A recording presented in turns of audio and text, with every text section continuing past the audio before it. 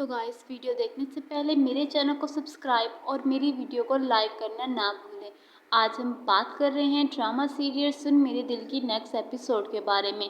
जैसे कि आप लोग जानते हैं ये ड्रामा न्यू आया है, लेकिन इसने आते ही अपने एपिसोड को ट्रेंडिंग पर पहुंचा दिया है। ये ड्रामा बहुत ही ज़्यादा हिट जा रहा है, इसकी हर एपिसोड हिट जा रही है। जैसे कि आप लोग जानते हैं आज इसकी न्यू एपिसोड में आना है। पिछली एपिसोड में आप लोगों ने देखा है कि आखिरकार उसे बिलाल अब्दुल्ला को सब कुछ बताना ही पड़ता है, क्योंकि एक वाहिद वो ही होता है जो उसकी मदद कर सकता है। वो बिना कुछ बोले उससे 8 करोड़ दे सकता है, तो उसकी मदद तक भी कर सकता है।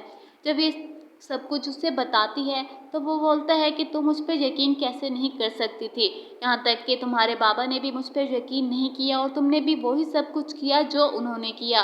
वो एक बार मुझे बोलकर तो देखते तो मैं अब समझा कि उनकी जान लेने की वजह यही थी। वो बहुत ही ज़्यादा रो रही होती है और उससे बोलती है कि जी मैं इसी वजह से ही आपके पास आई हूँ, मुझे आप पर यकीन था तो ही।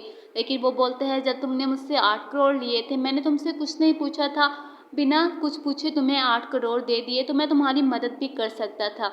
तो तुम्हारे 8 करोड़ लेने की ये वजह थी। वो बोलती है जी हाँ मेरी यही वजह थी, इसी वजह से मैं आपके पास आई हूँ, मुझे आपकी मदद चाहिए। वो बोलता है ठीक है तुम्हारा काम मैं कर दूंगा। वो बोलती है कि मेरे पास टाइम बहुत ही कम है, मुझे 10 दिन में ही यूएसए जाना है। वो बोलते हैं कि तुम्हारा 10-15 दिन का काम मैं तुम्हें बहुत जल्दी ही कर दूंगा। वो किसी डॉक्टर के पास कॉल भी करता है, क्योंकि उन दोनों बहन भाइयों का ब्लड आपस में मैच नहीं होता।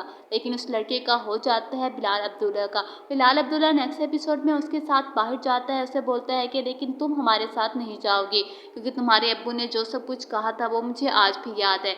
मुझे अच्छा लगा, मुझे तभी पता चला कि लड़कियां भी कीमती होती हैं, उनका नाम पीकर नहीं लिया जाता।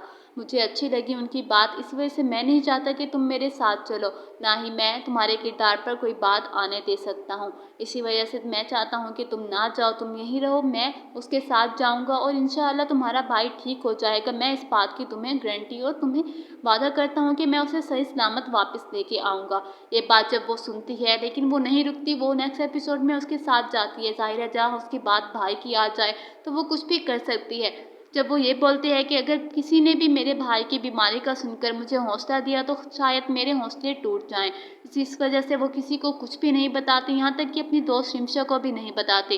रिमशा उसके पास से में बहुत ही ज़्यादा गलत फहमी पैदा कर देती है। वो बोलती है कि अगर तुम ये सब कुछ मेरे बारे में सोच सकती हो तो तुम मेरी कैसी दोस्त